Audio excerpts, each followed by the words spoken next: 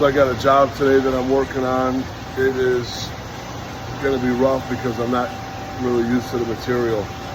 13/8 stainless, 3 1/4 inch diameter with a plus or minus 1.5 thou on the bore diameter. All that's fine, but just drilling the 13/8, never had a lot of luck. Maybe the coolant we have isn't the best or something like that. But that's my project for this morning, is to finish making this part. Wish me luck. The drill cut pretty good. Now I'm getting ready to touch off my tools. To touch off a boring bar. The drill, I kind of ran the surface footage a little bit lower than I normally would, and the feed rate a little bit higher. I wanted to make sure that I didn't dwell in the cut, get a chance of work hardening. 13/8 I've never worked with, maybe a lot of other people have. A couple times I've had to just burn up my tools or, chip control issues. So far going pretty good. Let's see how this cut goes.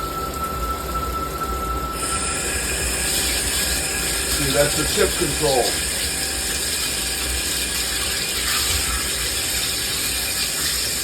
Yeah, see, I want to break that chip. And just wrap it around. So I got to figure out my geometry of feed and feed. Yeah, still having a little bit of a challenge. There's your sub spindle side.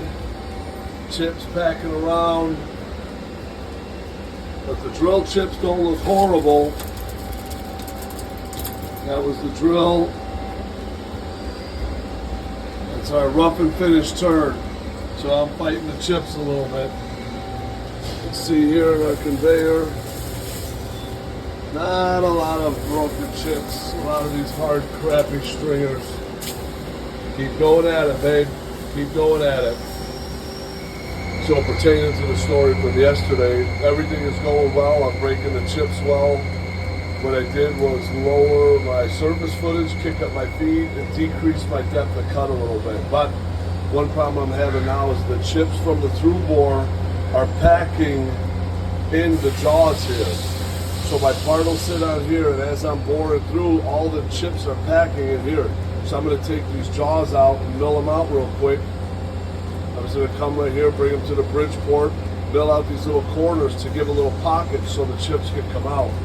When I get ready to take jaws off, and I want to put them right back right away, I use blue Dicam and line it up to the identification lines on the chuck face so I can pop them out, do my machine work, pop them back off, and they're going to go in the same spot. So now I cleared out the jaws. You can see behind there is a good gap for them. So as I drill through, I'm hoping the chips evacuate back here. Before, the jaws were in a lot more, and I had just a little slit for the chips to try to come through. So I took them to the Bridgeport and used my lines here to scribe in. I popped them back in, same spot. Let's hope it works. Wish me luck. That's what we want to hear. Yesterday when I was boring out that pocket, you could just hear the grinding of all the chips in the bottom. So now, like I said, I kicked that feed rate up a little bit, decreased my depth of cut to have less material per pass, and lowered my surface footage, in addition to milling out that back pocket so the chips could get out. That sounds 100 times better than yesterday.